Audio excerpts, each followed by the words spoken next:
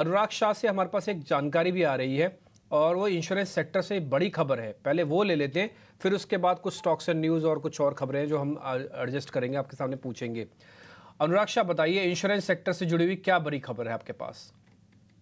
देखिए, life insurance space से जुड़ा हुआ एक काफी बड़ा डेवलपमेंट है जो मास्टर सर्कुलर के अंदर surrender value, special surrender value को कैलकुलेट करने का फॉर्मूला जो रेगुलेटर ने बताया है, जिससे अब स्पेशल सरेंडर वैल्यू बढ़ जाएगी। और रेगुलेटर ने यह भी कहा है कि अगर एक साल सामान्य पॉलिसी में एक साल पूरा हो जाता है जहां पर पूरा प्रीमियम दे दिया जाता है, तो वहां पर इंश्योरेंस कंपनियों को सरेंडर वैल्यू देनी होगी। और स्पेशल सरेंडर वैल्यू किसी भी स्थिति में जो मौजूदा पेड अप सम एश्योर्ड है और जो फ्यूचर बेनिफिट है, पेड अप फ्यूचर बेनिफिट, उससे कम नहीं होनी चाहिए।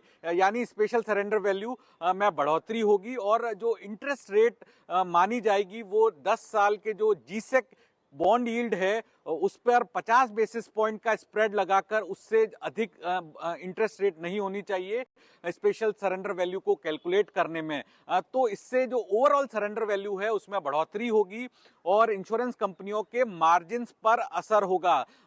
रेगुलेटर के द्वारा दिसंबर 2023 के अंदर एक ड्राफ्ट लाया गया था जहां पर जो गारंटेड सरेंडर वैल्यू थी उसको 2 गुना कर दिया गया था और उसमें देखा था कि इंश्योरेंस कंपनियों के द्वारा, लाइफ इंश्योरेंस कंपनियों के द्वारा काफी विरोध भी किया गया था।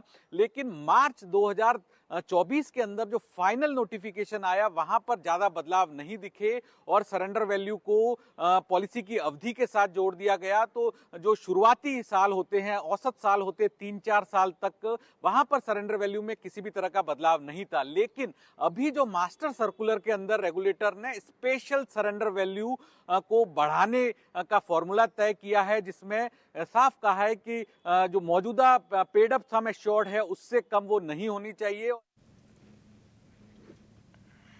ठीक है, तो ये एक एक्सक्लूसिव खबर अनुराग हमारे साथ जुड़े थे जो कि इंश्योरेंस सेक्टर को काफ़ी क्लोजली ट्रैक करते हैं। और खबर ये आ रही है कि सरेंडर चार्ज बढ़ सकता है। इंश्योरेंस कंपनियों के एक गाइडलाइन आ सकती है, अब देखना होगा क्या कुछ इस गाइडलाइन में निकल कर आता है। लाइफ इंश्योरेंस पॉलिसी पर अब ज़्यादा सरेंडर वैल्यू मिल सकेगी। इस पर कुछ ब्रोकरेज रिपोर्ट भी आई हैं, एक बार वो भी देख लेते हैं कि उनका क्या कहना है। हमारे साथ आशीषा जुड़ चुकी हैं पूरा अपडेट लेकर। आशीषा बताइए, ये जो खबर आ रही है लाइफ इंश्योरेंस कंपनियों से जुड़ी, इस पर ब्रोकरेज का क्या व्यू निकल कर आ रहा है?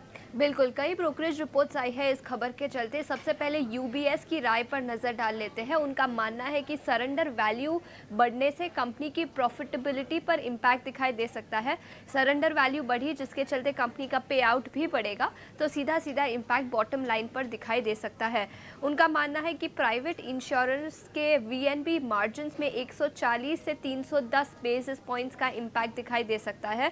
उनका मानना है कि एसबीआई लाइफ अभी भी उनका टॉप प्रिफर्ड पिक है लाइफ इंश्योरेंस प्लेयर्स में।